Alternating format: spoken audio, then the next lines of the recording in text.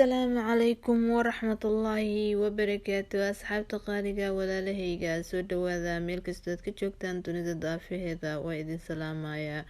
Maanta waxaan sameysanaynaa cabitaan wanaagsan dadka kaliyaha xameetida dhagaxa uga jiro, sidoo kaleeto dadka jecel inay dhexda dhuubaan caloosha dufanka kasoo jaraya.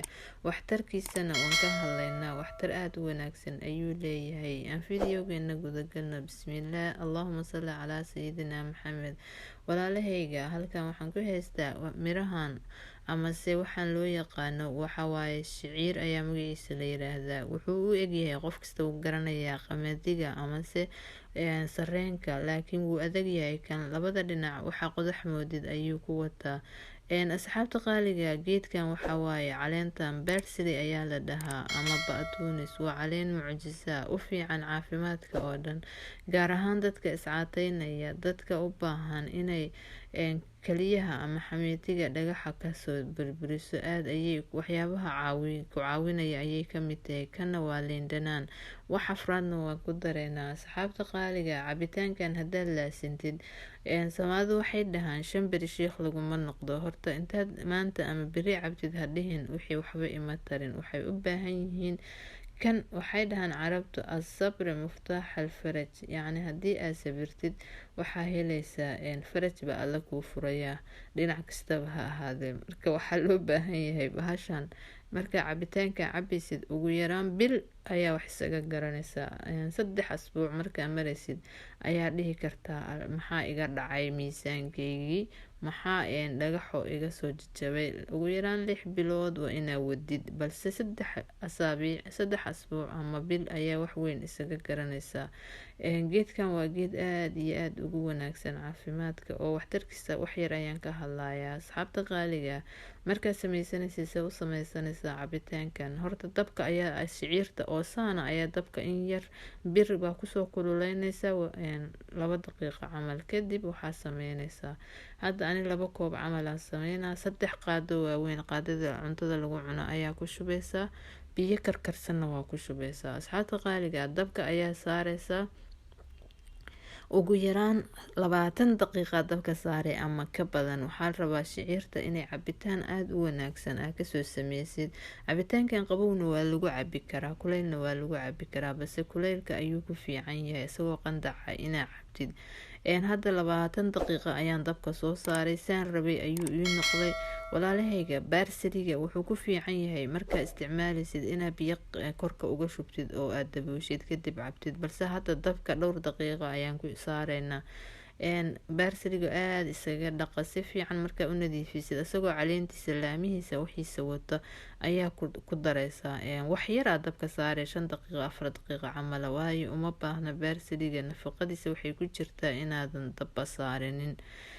dad waxaa arkaysaa dabka saaraa nus saac, waxaas ma banaana. hadda asxaabta qaaliga, 4 daqiiqo camal aan dabka ku ceshay baarsiligii. shiciirtana awal 20 daqiiqay dabka saarneed. hadda marka waxaan ku darayaa liin dhanaanta dabka lama saarayo, waxaa ku jirta saliid hawada raacda. markay waxay iisoo bislaadeen, liin dhanaanta ku jarjaraysaa, waa ku dabooleysaa 5 daqiiqo iyo ilaa ka badan aad dabooleysaa si ay nafaqada usoo dhuuqaan biyahan oo karkarsan.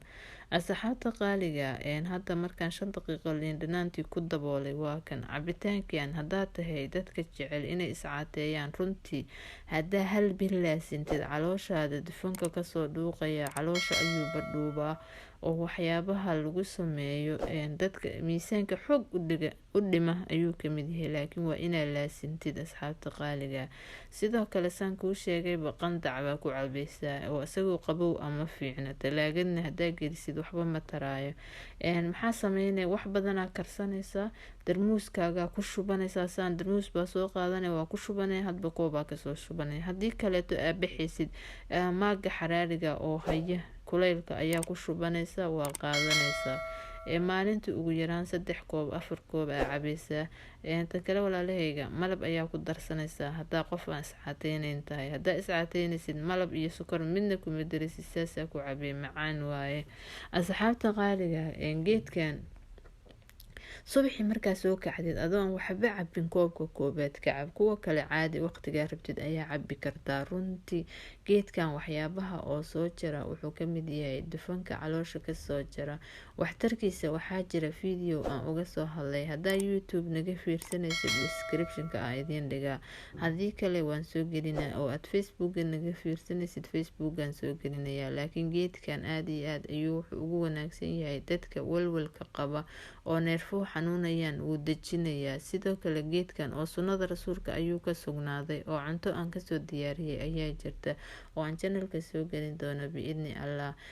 sidoo kale wuxuu u fiican yahay dadka gaastariga qaba oo caabuqyada gaastariga koosgareeya ayuu dhayaa. cabitaankan hadaa cabtid wuxuu u fiican caloosha, hadaa laasintid dadka caloosha fadhida ayuu u fiican yahay. maahan taa macnaheeda inay caloosha ku soconayso, sida dadka dabiiciga ayaa calooshaada ayaa musqusha gelaysa oo caloosha ayuu wuxuu kaaga dhigayaa caadi. sidoo kale wuxuu u fiican yahay dadka calooshu dibirto. asxaabta qaaliga waxaa jira kolestarool xun oo aan jirka u fiicnayn ayuu dhiiga ka saaraa. kolestaroolka fiican kor ayuu usoo qaadaa, wadnaha ayuu ilaaliyaa. cabitaanka shiciirta aada iyo aad ayuu caafimaadka ugu wanaagsan yahay. haddaba asxaabta qaaliga intaas ayaan jeclaystay inaan idinla wadaago videoga. like dhahaya, sii sheer gareeya, haddaa nagu cusub tahay channelka subscribe dhee, gambaleelka furasay kuu soo gaaraan wax kasta oo aan soo dhigno. assalaamu calaykum waraxmatullaahi wabarakaatu.